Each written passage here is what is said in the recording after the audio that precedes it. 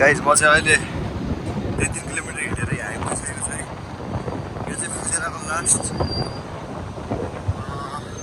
Last highway हो फुजेराको। त्योभन्दा उता चाहिँ हाइवे छैन, त्योभन्दा चाहिँ यस्तो छ है। देखाउँछु म अब नजिक गएर।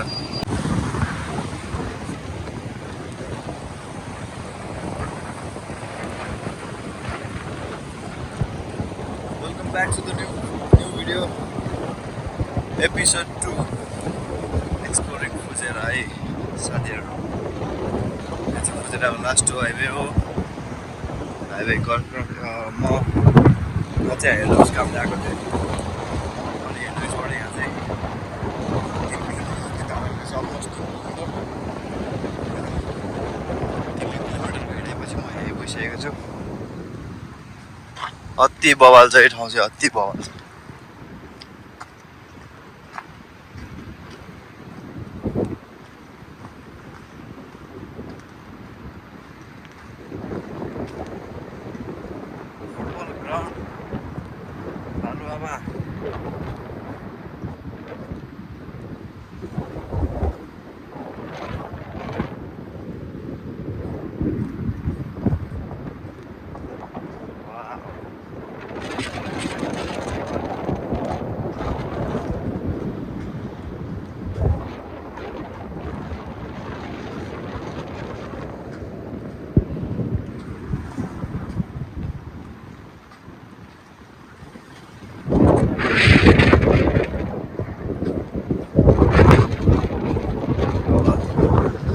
गाइस म चाहिँ यहाँ आइपुगिसकेको छु। फुजेराको लास्ट हो समुद्र हो यो चाहिँ।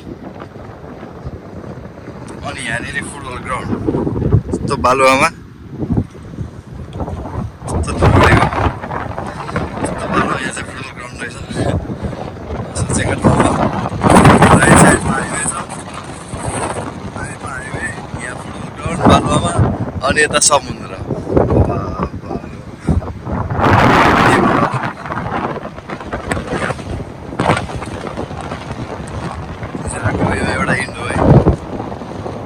केही छैन, समुद्र चाहिँ त्यहाँ चाहिँ एउटा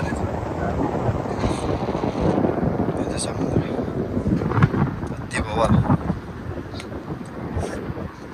यहाँ चाहिँ सिटी सकिन्छ, खास चाहिँ ठुलो छैन फुजेरा सिटी चाहिँ, थोरै छ। 3-4 किलोमिटर फैलिएको छ अहिले फुजेरा सिटी विचारमा।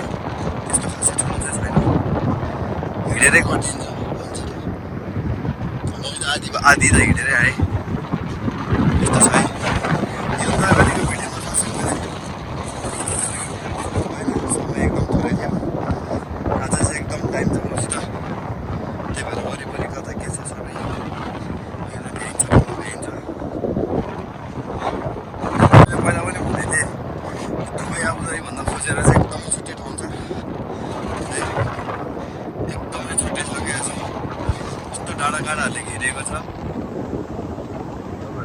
भएन है, तपाईँहरू देख्नुभएको भएन यस्तो डाँडाले घेरिएको छ। समुद्र पनि छ क्या यस्तो ठाउँ चाहिँ। मलाई जस्तो नयाँ नयाँ ठाउँहरूमा एक्सप्लोर गर्न एकदम मनपर्छ। त्यही भएर अलिकति टाइम पाउने बित्तिकै कतै गइहाल्छु म। घुम्दै यहाँ चाहिँ अति कचरा रहेछ, अति कचरा रहेछ यहाँ चाहिँ।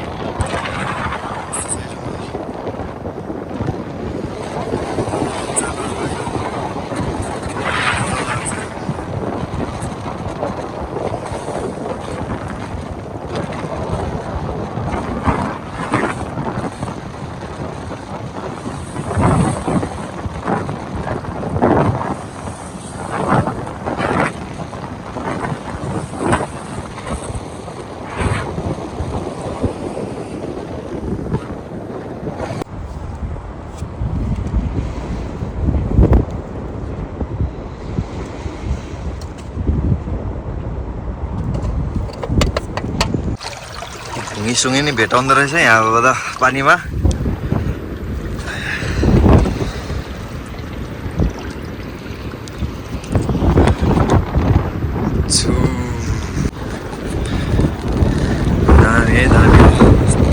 यहाँनिर बल खेल्न पाए त अति मजा आउँदैछ।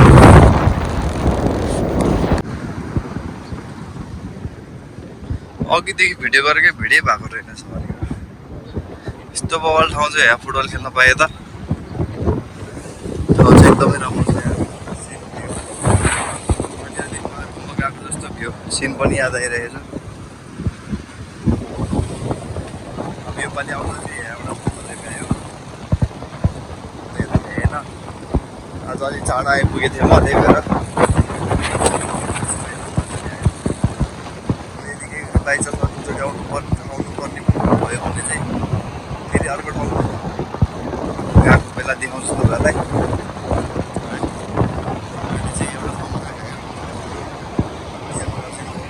उहाँ जानुपर्छ यहाँ त नेपाल होइन जाँदै क्रस गर्नलाई फेरि फाइन हानिदिन्छ यहाँ त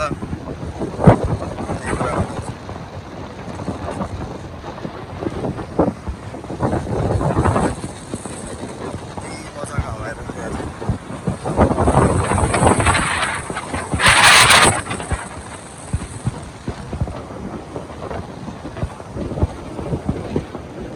यो समुद्रको बिचमा त्यस्तो ढुङ्गाहरूको राखेको चाहिँ सायद ठुलो छाल नआओस् भनेर चाहिँ होला मेरो विचारमा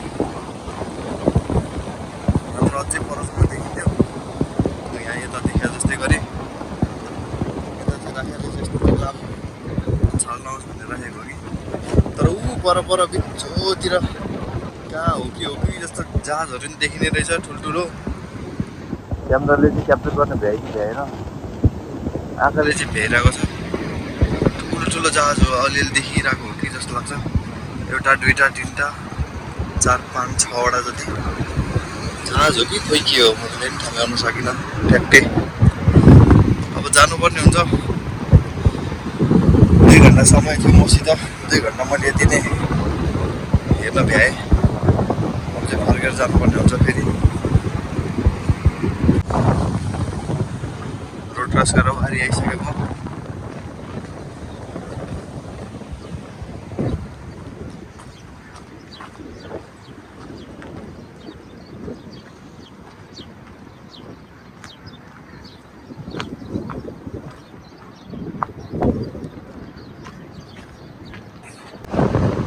मलाई चाहिँ यो ठाउँ आउँदाखेरि म दुबईमै छुइनँ जस्तो लाग्छ क्या म दुबईमै आएको छुइनँ जस्तो लाग्छ कि यो ठाउँ देख्दाखेरि अब कोही ठाउँ देख्यो म अब समुद्रहरू देख्दाखेरि अब आफू इन्डियामा छु जस्तो लाग्छ अब यस्तो ठाउँ देख्दाखेरि अब आफू अनि त्यो डाँडाकाँडाहरू पनि छ यहाँ त डाँडाहरू पनि थुप्रै छ यहाँ त डाँडाले घेरेको जस्तो छ डाँडाहरू देख्दाखेरि आफू नेपालमै छु जस्तो लाग्छ तर यो दुबई आबुधाबीभन्दा एकदम फरक छ क्या यहाँ चाहिँ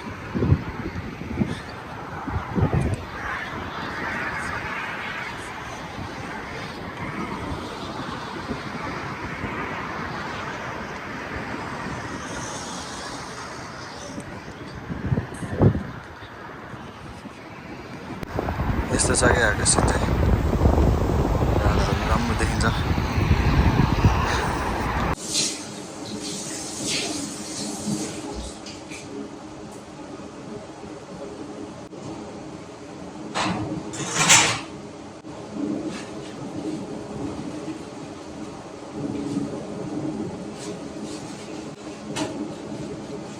It's called as the milk of royalty and few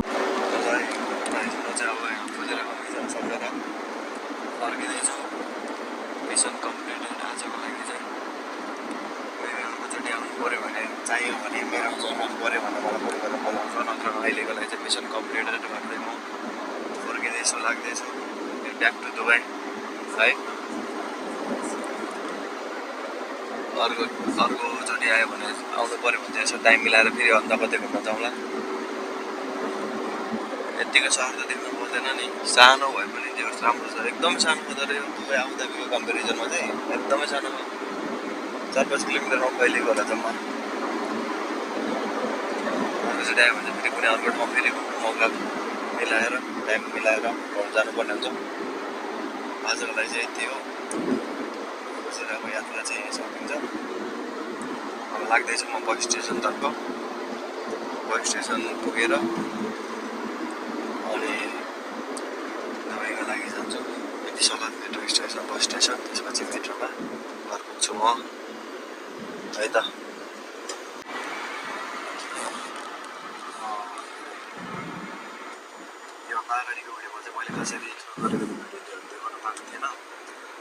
चाहिँ अलिक मजाले जस्तो क्याप्चर गर्न पायो हेर्दै गर्नु होला हेर्दै यसै गरी फर्किन्छु म अहिले बेसी टाइम भएको हुन्छ पहाड छाड्दै चढ्न जानु हुन्थ्यो त्यति धेरै टाइम पनि छैन जतिसम्म भ्याउँछ त्यतिसम्म हुन्छ यस्तो रमाइलो दृश्य हेर्दै लाग्दैछौँ हामी चाहिँ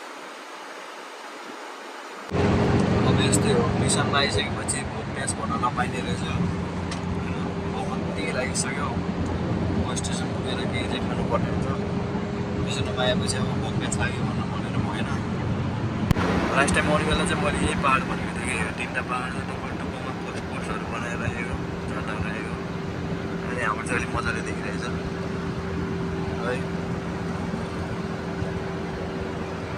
सानो रहेछ भर्याङहरू बनाएको रहेछ चढ्न मिल्ने खालको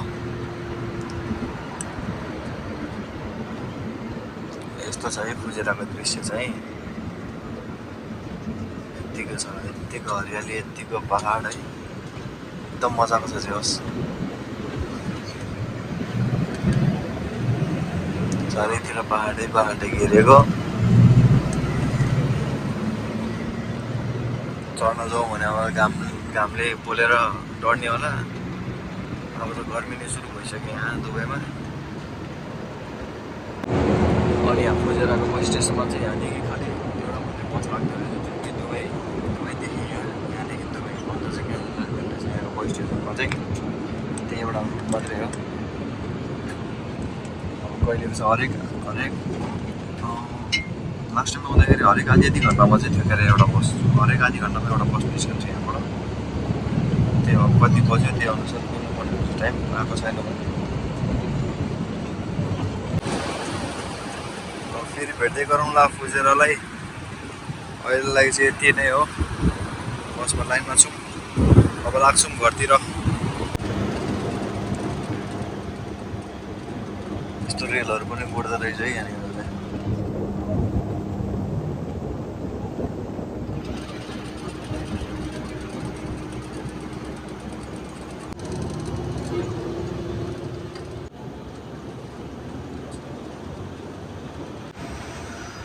लगाइ यसै गरी म बसबाट यति साल बस स्टेसन आइसकेँ होइन यति साल बस स्टेसनबाट मेट्रो स्टेसन यति साल नजिकै छ यहाँबाट लागिसकेँ म المحطة الأخيرة لهذا القطار هي الخور المحطة القادمة هي मेट्रोको ड्राइभर बनेर चल्दैछु है म चाहिँ यहाँ बसेको अहिले देख्यो भने फाइन हानिदिन्छ मलाई त्यही भएर धेरै बेर यहाँ बस्नु परेन गएर बस्नुपर्ने हुन्छ सिटमा